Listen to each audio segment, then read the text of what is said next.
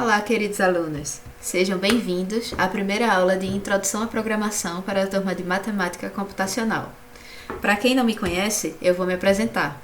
Meu nome é Paola, eu sou professora do CCT da UFCA desde 2019 e antes de ser professora da UFCA, eu já fui professora substituta do Departamento de Computação da UFPE, lá em Recife, e também de uma faculdade particular, também lá de Recife, chamada Unibratec. Na minha formação acadêmica, sempre foi Ciência da Computação, graduação, mestrado e doutorado, e eu finalizei essa formação acadêmica em 2018, quando eu finalizei o meu doutorado lá pela UFPE, e eu sempre realizei pesquisas na área de engenharia de software. A engenharia de software ela é uma área dentro da computação que ela desenvolve desde processos, frameworks, guias, ferramentas, ou seja, qualquer dispositivo que serva para dar um melhor suporte aos desenvolvedores no momento do desenvolvimento de sistemas. Então, em vez da gente trabalhar com pesquisas de computação aplicadas a outros fins, a gente trabalha com pesquisas aplicadas ao nosso próprio meio, que é o desenvolvimento de software. Dentro dessa área de engenharia de software, que pode ser vista como um grande guarda-chuva, né, a gente tem a sub-área de gestão de projetos, processos, desenvolvimento de ambientes integrados de desenvolvimento, linguagem de programação. Eu trabalho na área de gerência de configuração, que é um termo que não está mais tanto na moda. Hoje a gente usa mais DevOps ou integração contínua, mas basicamente o que essa área quer dizer é como é que a gente vai organizar o trabalho de uma equipe ou de várias equipes de desenvolvimento que estão trabalhando ali em paralelo em um mesmo repositório de código. Então a gente imagina que várias pessoas trabalhando ao mesmo tempo, criando novas funcionalidades, corrigindo problemas do sistema, fazendo manutenção, como é que eles vão integrar essas atividades deles, essas contribuições, de uma forma que não seja tão danosa ao desenvolvimento de software, né? Não quebre tanto, não prejudique tanta qualidade, e é isso que a gente chama aí de DevOps, ou integração contínua. Além disso, também desenvolvi várias pesquisas dentro do contexto da engenharia de software empírica, que é como é que a gente mede as coisas, né? Cria métricas, desenvolve experimentos, surveys, estudos de caso, toda essa parte de metodologia científica voltada ao domínio da engenharia de software. A engenharia de software ela é uma área bastante nova, né? Começou a aparecer algumas citações ali pela década de 60, e aí a gente não sabe nem como fazer pesquisa nessa área tão nova, né? O que é que a gente mede, o que é relevante, o que é que não é. Então eu também trabalho nessa área, né? Tanto gerência de configuração como engenharia de software empírica. Se alguém tem vontade de fazer pesquisa, né? Seguir aí carreira acadêmica, fiquem à vontade para entrar em contato comigo. Mas já falei bastante de mim e vamos agora falar da disciplina. Algumas informações básicas para a gente começar o nosso semestre. Bom, a disciplina que a gente vai ensinar aqui é a MC0004, Introdução à Programação. Possui uma carga horária de 64 horas, né, divididas aí entre carga horária teórica e prática. As aulas começando hoje, dia 2 de fevereiro, e elas vão até o dia 13 de maio. Na verdade, essa semana aí do dia 13 é a semana da final. Então, se vocês não forem para a final, que eu espero que isso não aconteça, vocês ficarão aí de férias uma semana antes, ok? Como é que vai funcionar, né? Horário e local.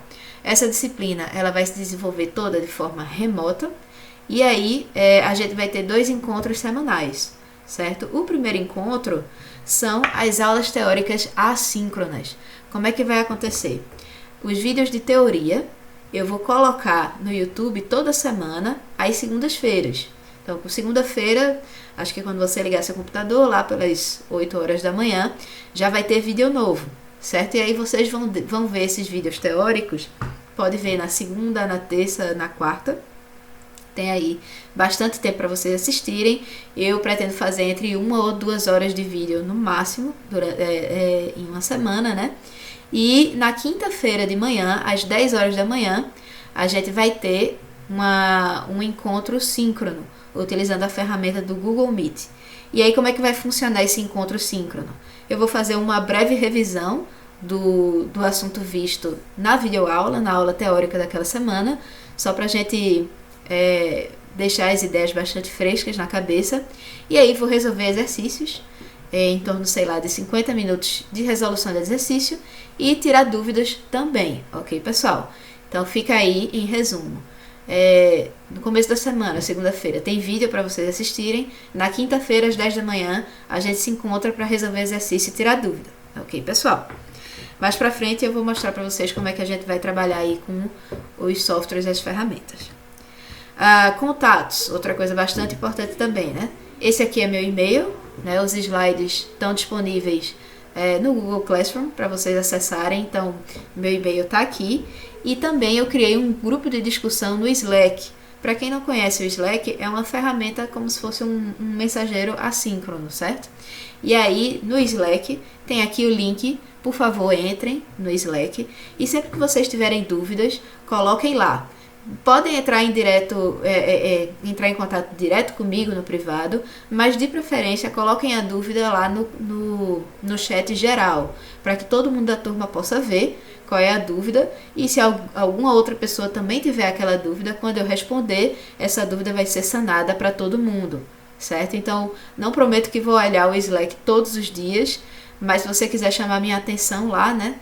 É só colocar @Paola, vai aparecer meu link lá. Depois eu faço um pequeno tutorial do Slack para vocês verem como é que funciona, mas aí eu vou ficar tirando dúvidas lá, fora as quintas-feiras, né? Além da aula de Tira Dúvida na quinta e do Tira Dúvidas no Slack, se você estiver precisando de um atendimento individual, se realmente tiver com dificuldades e quiser conversar comigo, isso também pode ser agendado, certo? Então me manda um e-mail, a gente marca um horário e a gente aí se conversa por videoconferência para tirar essas dúvidas de forma individual, ok, pessoal? Bom, qual é o objetivo dessa disciplina? O objetivo dessa disciplina é apresentar os conceitos básicos da lógica de programação de computadores, provendo assim mecanismos para que os alunos, vocês, possam solucionar problemas computacionais através do uso de uma linguagem de programação. Então, algumas coisas que eu quero chamar a atenção aqui. Percebam que, em momento algum, eu falei de C nesse slide, certo? Então, o objetivo da gente não é aprender C. O objetivo da gente é aprender lógica de programação, só que a gente vai fazer isso através de uma ferramenta, e essa ferramenta é a linguagem de programação que calhou, digamos assim, de ser C, mas poderia ser qualquer outra linguagem que esses fundamentos da lógica de programação persistem.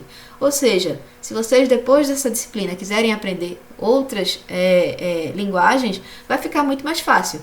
Vai ficar muito mais Claro que cada linguagem vai ter aí seus recursos diferentes, né? Mas esse básico da lógica de programação ele vai persistir em todas as outras linguagens. E aí, uma vez que vocês pagar essa disciplina e forem aprovados, o que é que eu quero que vocês sejam capazes de fazer? Número 1, ler a especificação de um programa, né? Então, faça um programa que use como entrada isso, processe dessa maneira e imprima de tal forma. Então, eu quero que vocês sejam capazes de ler a especificação de um programa simples e conseguir desenvolvê-lo utilizando uma linguagem de programação. Ou seja, bater o olho num texto em linguagem natural, em português, e dizer, eu consigo fazer um programa que faz isso. Para isso eu vou usar tais e tais e tais recursos. E desenvolver o programa e ele funcionar, certo? Além disso, além dessa capacidade de ler a especificação de um programa e conseguir desenvolvê-lo como um programa em uma linguagem de programação, vocês têm que ser capazes de ler e entender o código de programas simples, né? Eu sempre coloco essa palavra simples, ela é muito subjetiva, mas é para dizer que a gente não vai lidar com grandes repositórios de código. A gente vai trabalhar com programinhas pequenos que vão dar para vocês a capacidade de aprender esses fundamentos da lógica de programação, certo? Então, vocês têm que ser capazes de pegar um código já pronto, independentemente se foi você ou outra pessoa que fez, né? E entender esse código. Ou seja, saber o que é que ele faz e como é que ele funciona, qual é o objetivo dele. E aí, se necessário for, se vocês precisarem alterar esse código, para resolver problemas, se tiver algum defeito no sistema, conseguir resolver esse problema, ou adicionar novas funcionalidades ou alterar as funcionalidades existentes. Então percebam aqui, são duas coisas diferentes. Um objetivo é você ler a especificação em português e ele do zero criar o seu código, e outra é pegar o barco andando, ou seja, ter aquele código, você ser capaz de ler e entender o que é que ele faz e conseguir trabalhar em cima dele. E aí, como consequência, né, vocês vão ser capazes de automatizar tarefas do dia a dia desenvolvendo programas de computador.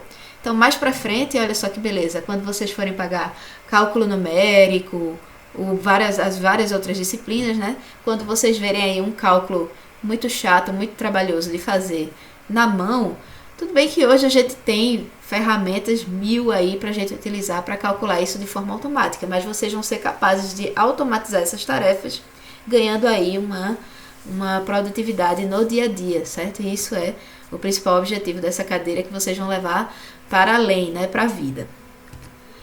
Então, em resumo, a gente vai aprender a programar computadores, né? Essa foi a tentativa aqui dessa criancinha, né, que durante a aula estava jogando o aviãozinho de papel, e aí a professora pediu para ela escrever 500 vezes no quadro: eu não vou jogar aviões de papel na classe. E aí ela fez um programa, mais tarde vocês vão ler e entender isso aqui, né? Por enquanto é tudo grego, mas vocês vão saber que esse programa vai fazer exatamente isso, vai imprimir na tela essa frase 500 vezes. Ok, pessoal? Então, por que aprender a programar, né? Então, vamos motivar vocês um pouquinho, também vender o meu peixe, né? De por que essa cadeira é tão legal e importante e fundamental para vocês, aqui dentro do curso da Matemática Computacional. Bom, a computação, ela permeia nossas vidas. Então, cada vez mais, a computação, ela vai se tornando importante em diferentes aspectos da vida, e é um caminho sem volta. Nunca a gente vai ter menos computação.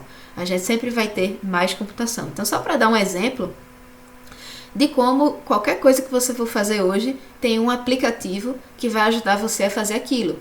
Por exemplo, banco, viagens, comida, se você quer pedir comida, não precisa ligar mais o telefone, né?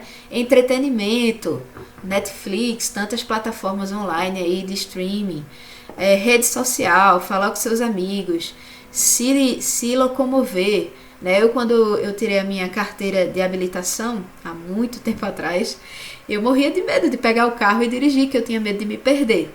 Hoje, a gente consegue fazer viagens aí longas, em outros países até, e utilizando as ferramentas de GPS que a gente tem na palma da mão, né? No computador, que todo mundo tem na palma da mão, que é o celular, isso facilita bastante, né? Então, banco, corretora de investimento, até para tomar uma vacina, a gente vai precisar aí, né, de entrar nesse aplicativozinho do SUS para tomar a vacina.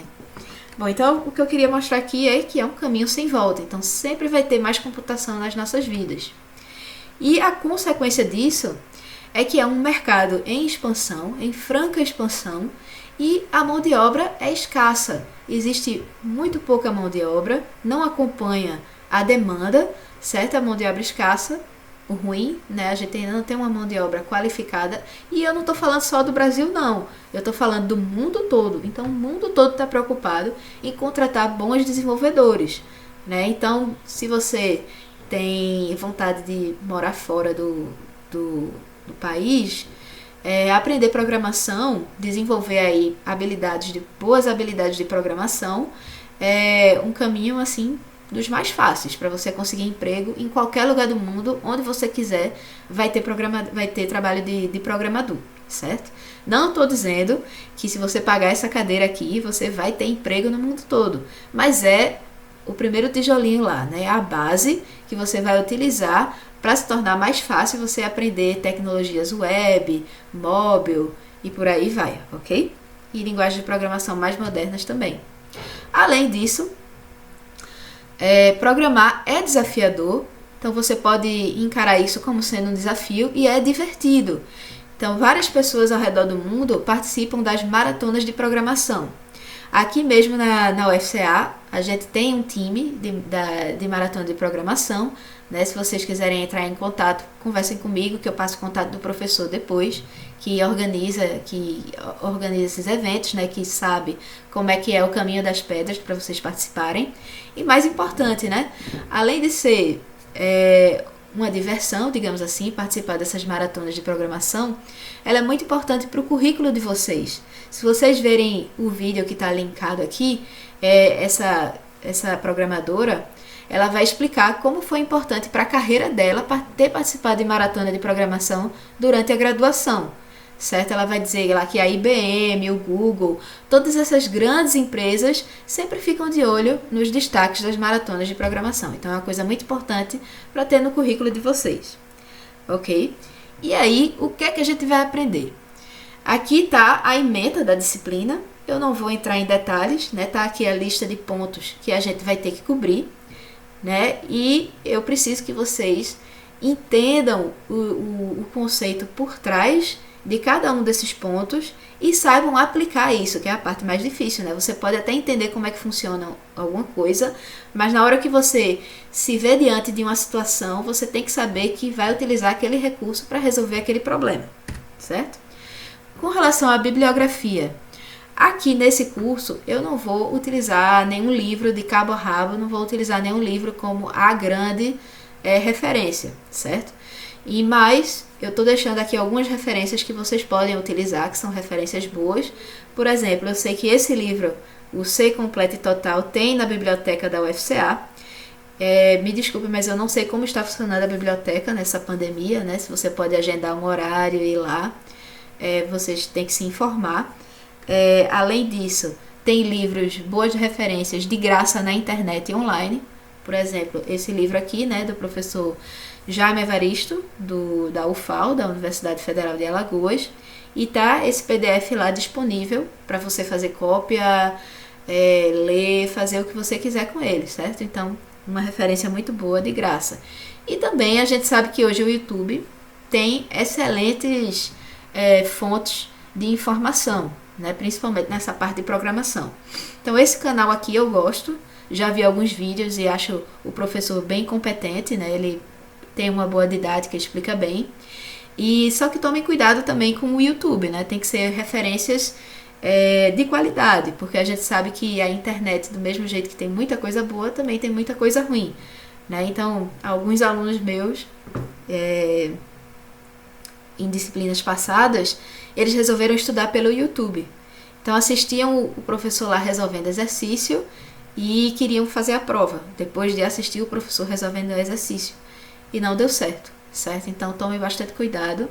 E eu vou falar algumas coisas aqui muito importantes que vão ajudar vocês a passar nessa disciplina, certo? O que é que a gente vai usar em termos tecnológicos? Como eu falei, né, essa disciplina ela vai ser realizada toda de forma remota e a gente vai utilizar essas ferramentas aqui, ó. O Google Classroom, vocês já devem ter acessado. Lá eu vou deixar os links das videoaulas, os links para os slides que eu utilizo, exercícios, enfim, todo o material didático vai estar dentro desse Google Classroom. O Google Classroom também é o ponto de entrada para as nossas reuniões síncronas. Então lá vai ter o link que vocês vão clicar e vão acessar o Google Meet todas as quintas-feiras, certo? Então aí, continuando, a gente também vai utilizar o Google Meet. Toda quinta-feira às 10 horas a gente vai se encontrar para conversar. O YouTube, eu também vou usar o YouTube aí para colocar as videoaulas. Vocês vão ter acesso às videoaulas através dessa plataforma. E aí vocês vão precisar instalar algumas coisas no computador de vocês, certo? Então, compilador de C, eu vou colocar um tutorial de qual versão, de como instala, tudo certinho para vocês lá no Classroom. Um editor de texto, eu coloquei aqui, para os fortes, porque na verdade o ideal é que vocês instalem um ambiente de desenvolvimento integrado. Mais para frente a gente também vai falar dessas ferramentas, não fiquem aperreados agora. Semana que vem eu vou colocar lá tutorial para a gente instalar direitinho esses ambientes e começar a programar, certo? E também vai utilizar o Moodle. O Moodle ele vai ter a função de vocês submeterem as listas de exercícios e realizarem as avaliações. Então também na próxima semana a gente vai falar direitinho como é que é utilizado esse Moodle. Vocês vão poder testar e tirar as dúvidas. E aí, fiz a motivação, disse que essa disciplina é legal, a gente aprende coisas muito importantes, mas o que vocês querem saber, na verdade, desse vídeo aqui, né, e aí, como é que eu faço para passar nessa disciplina? Que esse é o meu objetivo, é o que todo mundo quer, né? Então, aceitem aí esse desafio e, de cara, eu tenho uma notícia que talvez não seja muito boa para vocês, certo? Então, a melhor forma de aprender a programar é na resolução exaustiva dos exercícios, né? Então, eu comparei aqui a programação com algumas habilidades como tocar guitarra ou jogar futebol. Por exemplo, não é porque você viu todos os vídeos do Juninho Pernambucano batendo falta que você vai pegar uma bola e vai sair chutando a bola igual a ele, né? Então precisa de muito treino. A mesma coisa é aprender a tocar um instrumento, um violão, uma guitarra. Você pode ver um vídeo no YouTube e ver qual é a posição dos dedos para você tocar uma determinada nota, saber tudo na teoria, mas na hora que você pegar um violão para colocar a posição e ter ritmo e tocar as notas certas no momento certo, requer treino. Então a mesma coisa é a programação. Não adianta assistir vídeo e querer fazer a prova. Tem que fazer exercício, tem que arregaçar as mangas, né, e digitar. E tentar e quebrar a cara e não saber por que não está funcionando e correr atrás, tirar a dúvida com a professora, tirar a dúvida com o monitor, correr atrás mesmo e entender por que não está funcionando e fazer funcionar, certo? Então é necessário que vocês realmente pratiquem, toda semana pratiquem programação. Não vão estudar de véspera, senão o resultado não vai ser legal, ok, pessoal? Então como é que passa na disciplina? Então, número 1, assistir aos vídeos com atenção. Eu sei que é muito chato assistir videoaula, requer muita concentração, mas algumas dicas, né? Desliga, bota o telefone silencioso, não fica no WhatsApp, fecha todas as abas do que você está fazendo no computador, deixa só a aba do YouTube aberta, fica com um caderno, fazendo algumas anotações. Se achar que o vídeo está muito longo, que você vai perder muito tempo, usa aquela ferramentazinha do YouTube para você aumentar a velocidade de reprodução, né?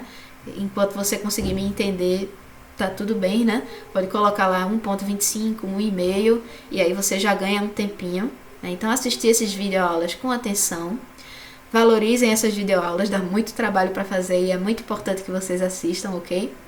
Não acumular conteúdo. Se vocês forem ver a programação, o que a gente vê no primeiro dia de aula vai ser cobrado no último dia de aula. Então é um assunto que é acumulativo, é uma bola de neve. Você não pode assistir, tô com dúvida nesse assunto, mas eu vou começar logo o próximo assunto para não ficar atrasado. Não façam isso. Tirem as dúvidas o quanto antes, não acumule conteúdo, não acumule dúvidas. Pratique exercício toda semana, né? E não estudar só na véspera das avaliações. O vídeo não vai ser editado, vai ficar com esses erros de continuidade, ok, pessoal? Um aviso muito importante que eu tenho para dar para vocês, né? Se eu pudesse resumir o vídeo todo nisso que eu vou falar agora, então prestem bastante atenção.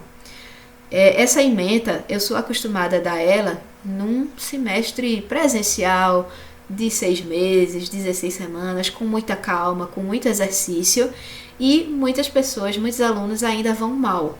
Então eu particularmente estou preocupada com o curto prazo que a gente vai ter para cobrir todo esse conteúdo, certo? Então, por favor, isso aqui é muito importante, não acumulem conteúdo, não acumulem dúvidas. Eu realmente preciso do comprometimento de vocês para que a gente consiga cobrir esse conteúdo todo e que o conteúdo da primeira aula vai ser cobrado na última aula e assim por diante, certo? É uma bola de neve, a gente não pode deixar a peteca cair. Eu realmente preciso do comprometimento de vocês. Com relação à avaliação, a gente vai ter 4 avaliações aqui, né, divididos aí em 2 módulos, digamos assim. O primeiro módulo vai ser lista de exercício e prova, e o segundo módulo vai ser lista de exercício e prova, certo? Então, a primeira lista de exercício vale 1,5 ponto, a primeira avaliação vale 3,5 pontos, aí a segunda lista de exercícios vale 1,5 ponto novamente, e a segunda avaliação vale 3,5 pontos, né, totalizando aqui os 10 pontos. Como vocês sabem, para passar por média, vocês precisam de pelo menos 7 pontos. Então aqui vejam o quanto a lista de exercício é importante, porque a lista de exercício já vale aí, 3 pontos. Se vocês não entregarem a lista de exercício, já vai ficar difícil para passar por média, porque vai precisar fechar as 2 provas, né? Tirar 10 nas 2 provas para conseguir passar por média. Além disso, de valer bastante ponto a lista de exercício, eu garanto a vocês que quem fizer a lista de exercício entendendo, tirando dúvida, tem tudo para se dar bem na prova, porque já é uma prévia da prova, certo? Então eu não vou cobrar uma coisa na lista de exercício e outra coisa na prova. Quem souber fazer o exercício vai saber fazer a prova, ok, pessoal? Então aí a dica do sucesso. Se vocês têm aí uma simulação bastante condizente com o que vocês vão ver na prova, na lista de exercício. Com relação à segunda chamada, a gente vai ter uma segunda chamada só, que vai substituir uma das 2 provas, a AV1 ou a AV2. Ela vai ocorrer no final do semestre, na mesma semana da final, certo? Então, na terça eu vou aplicar a segunda chamada e na quinta vai ser a final. Então, aí que se você puder, não faça a segunda chamada, né? Porque vai ficar o assunto acumulado, vai ficar lá perto da final, você não sabe se vai passar ou não. Então, por favor, não faltem as provas, certo? Então, a gente vai ter aí um tempo muito curto para cobrir esse conteúdo. Eu já falei aqui várias vezes, né? Então, o ideal é que vocês façam as avaliações no tempo correto. Realmente, pode acontecer de você no dia não poder fazer uma prova ou outra coisa, então fala comigo que a gente agenda a segunda chamada, ok?